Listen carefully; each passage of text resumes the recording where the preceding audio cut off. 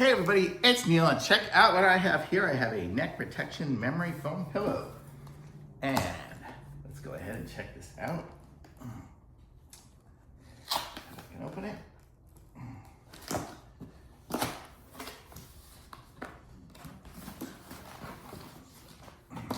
Yeah, it comes packaged pretty compressed, I would say for sure. So here we go. I opened it up and it is expanding. This is going to be the cover for it, it looks like. It is. It's cover. It looks like this has a cover on it. Look at that. So it's got a cover that kind of goes that way. I guess I can put this one over it as well.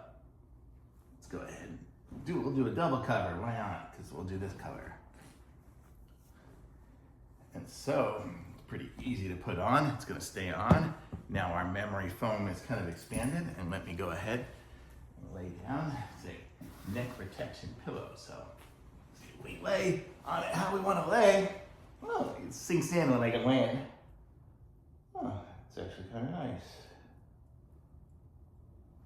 Feels good. So it feels nice on my side. I sleep on my back as well. My head sinks in there kind of. Feels like a nice memory foam pillow. It's good.